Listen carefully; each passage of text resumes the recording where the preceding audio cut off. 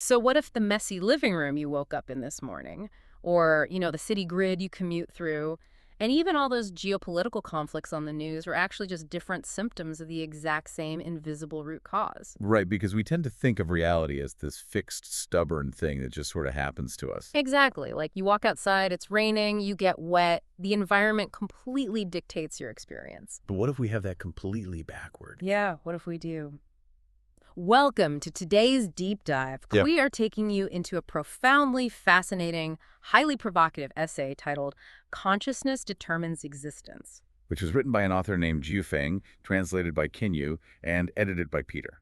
The mission today is to completely deconstruct the way you perceive the physical world. It's a really ambitious mission, but this text demands it. The author is wading into one of the oldest, most fiercely debated philosophical watersheds in human history. Right, the battle between materialism and idealism. Exactly. To put that in everyday terms for you, materialism is the belief that the physical world is the baseline of reality. So our thoughts, our feelings, all of our consciousness are just, byproducts of physical brain chemistry interacting with that world? Basically, yeah. Under materialism, existence determines consciousness. But idealism flips that entirely on its head. It argues that the mind is the absolute baseline, right? Yes. And the physical world is essentially just a projection. Yeah, a downstream consequence of our collective thoughts. So consciousness determines existence. Okay, let's unpack this, because what I absolutely love about this source is that the author does not tackle this massive, dense philosophical topic with, abstract, boring academic jargon. No, not at all. He doesn't just quote dead philosophy. Right, he goes straight for the jugular using highly opinionated, extremely tangible real-world examples. Oh yeah, we are talking about the layout of city streets, the clothes people wear. Why certain countries win Nobel Prizes, and even, the dirt on the sidewalk. But before we get to the proof, we really have to look at the lens he views humanity through. That is the necessary starting point, because the author takes a very definitive, almost uncompromising stance right out of the gate. He does. He argues that the reason we have so much mental confusion in the world is because philosophers try to apply one blanket rule to all of humanity. Which he claims is fundamentally flawed. In his view, jumping to conclusions on this topic without understanding the different levels of human awareness just causes chaos. So for him, the answer to whether existence determines consciousness or vice versa is actually crystal clear, right? Completely clear, yeah, but only if you know which tier of humanity you're actually talking about. Have you ever wondered why two different people can look at the exact same physical reality and experience two completely different worlds? He argues it's because they're operating on different levels of human existence. And to explain that, he categorizes humanity into 5 distinct tiers based entirely on their attitude toward the material world. But instead of just listing them off like a textbook, let's look at the profound divide he creates. He essentially lumps the first 3 tiers into a category of people who are completely trapped by physical reality. Right. They're basically slaves to existence. At the absolute bottom, he identifies what he calls ignorant people. So these are individuals operating purely on, animalistic instinct. Exactly. They just grab whatever physical resources they need to survive the day. The author brutally notes that if you place them on a deserted island, they would just perish. Wow, just perish. Because they don't possess the conceptual capacity to imagine a farm or design a tool or manipulate the environment, right? Yeah, for them, the physical existence of the island simply dictates their immediate death. They completely lack the spark of internal creation. That is bleak. So what's the next step up? Well, moving slightly up from mere survival, you find the next 2 trapped tiers, the ladies and the mortals. Okay, so these groups are slightly more complex, but their internal worlds are still entirely dependent on external physical realities. You got it. The ladies are driven completely by worldly desires. Money, status, physical beauty, political power. So their daily operating system requires the external world to basically dangle a carrot in front of them? Yes, the author explicitly calls it the seduction of money. Without that external physical reward system, their consciousness wouldn't even know how to function. They're completely tethered to material gain. Then you have the mortals, which, sounds a bit warmer on the surface. It does sound better. Mortals are driven by affection. They dedicate their lives to their family, their friends, their nation. But the author identifies a trap here too, doesn't he? He does. They need those specific physical and social relationships to thrive.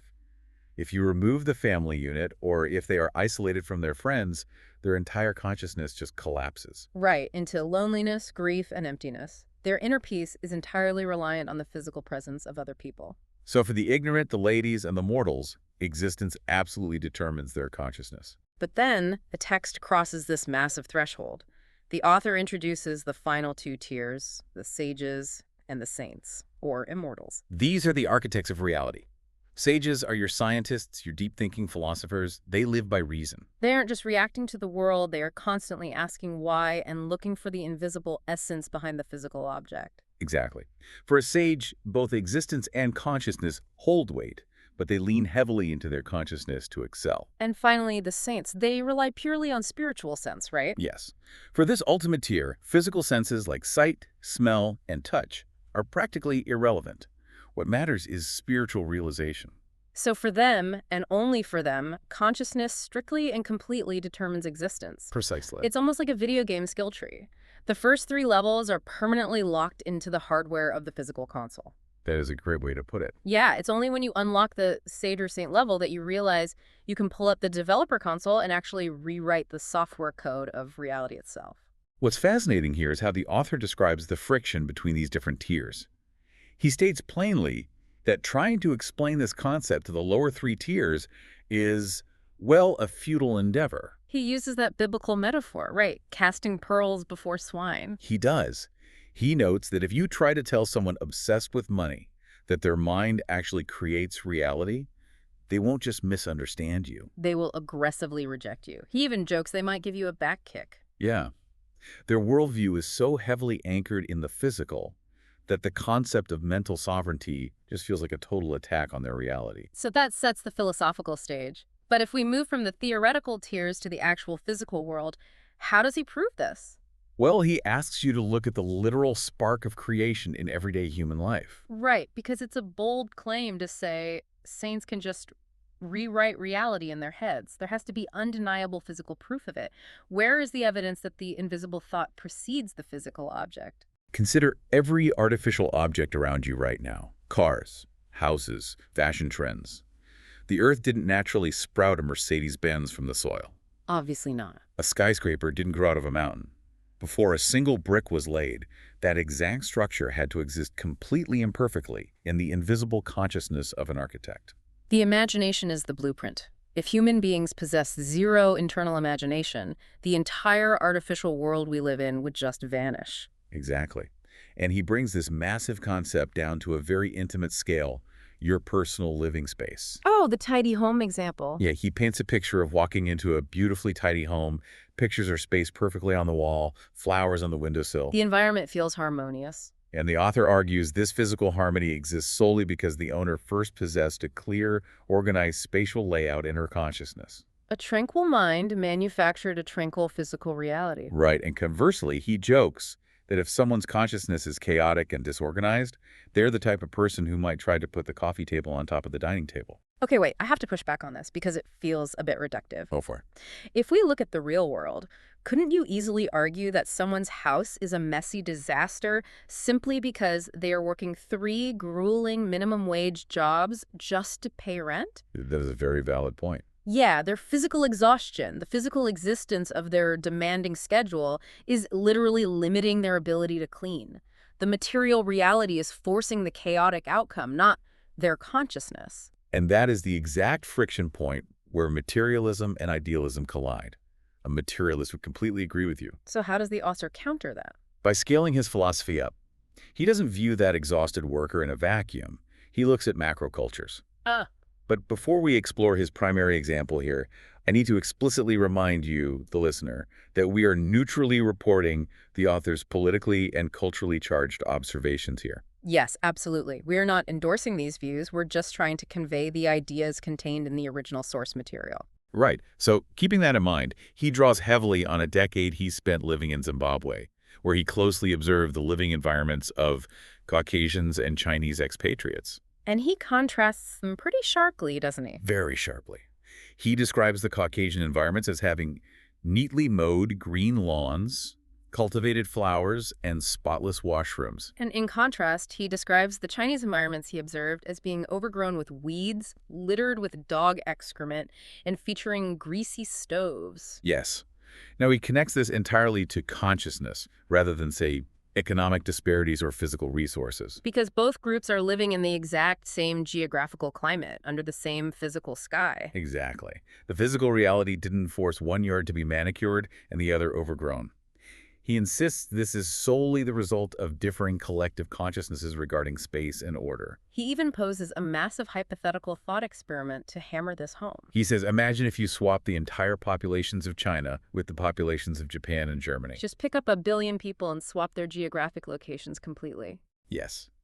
He asserts that within 50 years, simply because of their differing collective consciousness, China would become beautiful and orderly, and Japan and Germany would degrade into dirty environments. Wow. So the dirt on the ground, in his view, is literally just a physical manifestation of the collective mind that walks on it. Exactly. If individual consciousness shapes a single living room, collective consciousness terraforms an entire civilization. And he points to urban planning to back this up, right? He compares Harar, the capital of Zimbabwe, with Beijing. Right. Harar was heavily influenced by British colonial consciousness.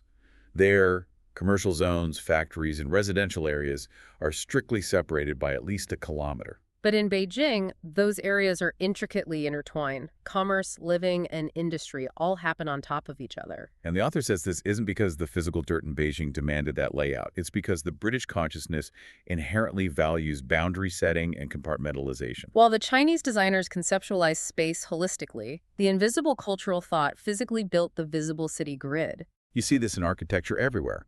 Why does an Islamic mosque look entirely different from a Christian church or a Buddhist temple? They all use stone, wood, and glass.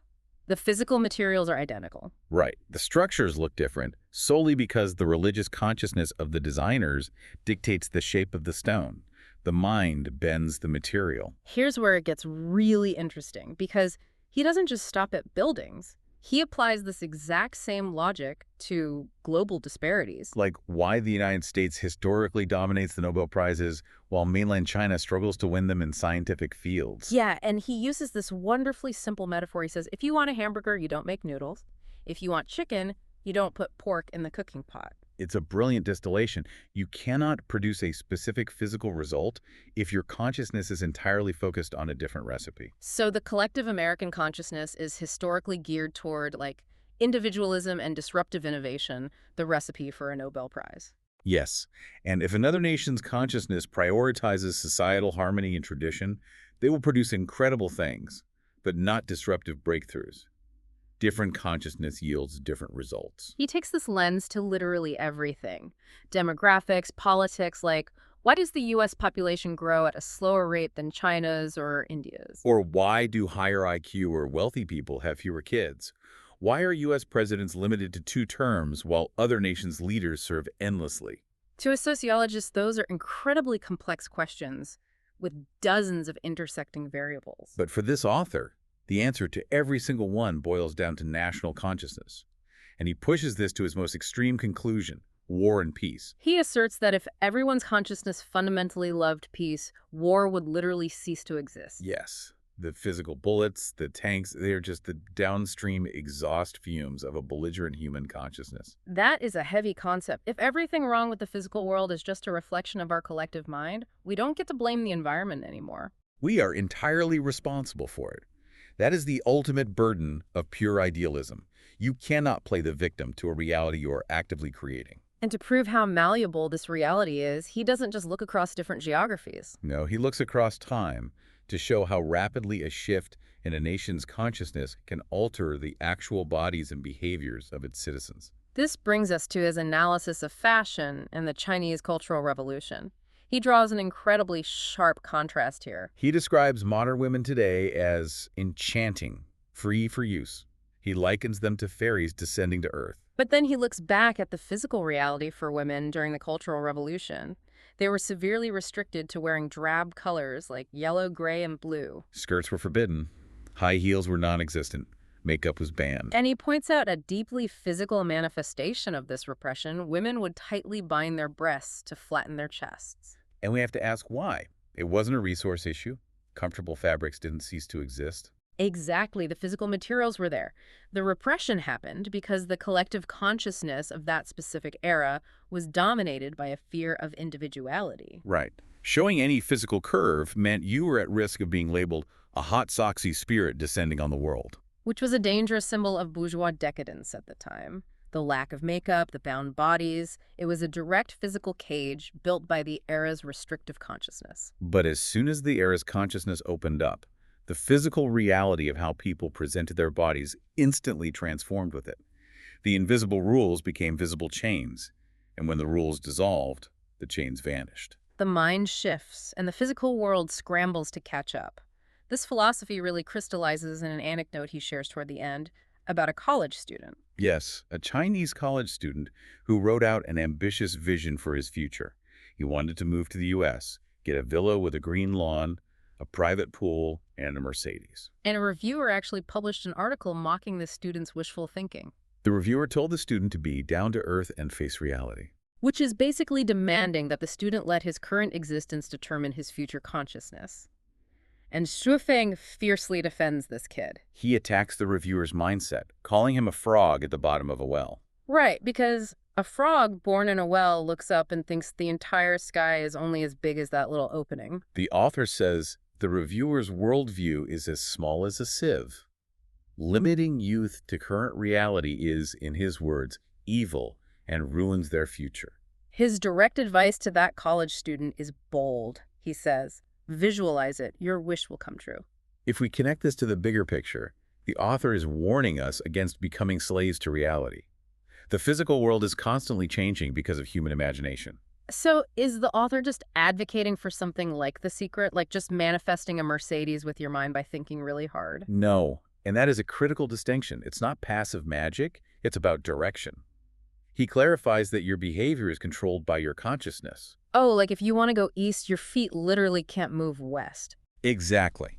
If you don't possess the architectural blueprint in your mind, you will never take the physical steps required to build it.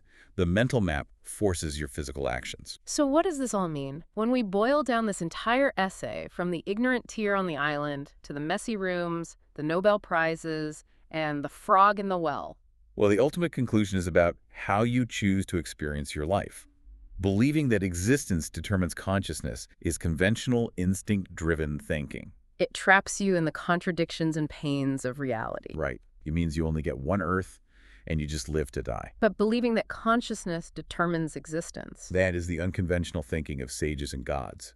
It allows you to transcend reality and open a sunshine avenue. He even says it allows you to unlock 36-dimensional spaces. He does, which is a way of describing extending a limited life into infinite time and space, allowing you to die to be reborn. It's just wild. Two people can look at the exact same physical street. One sees a stubborn reality. The other sees raw, malleable material waiting for their mind to shape it. This raises an important question for you, listening right now. If all human creation begins as an invisible thought before becoming a physical reality, Yeah. what unconscious thoughts are you currently allowing to design the architecture of your own life? Are you living in a reality built by your intentional design? Or are you just renting space in a reality built by the consciousness of others? Oof. That is a massive concept to chew on. Thank you so much for joining us on this deep dive into our sources today. We wish you the absolute best of luck as you step back out into the real world, which might just be a whole lot more malleable than you ever thought possible.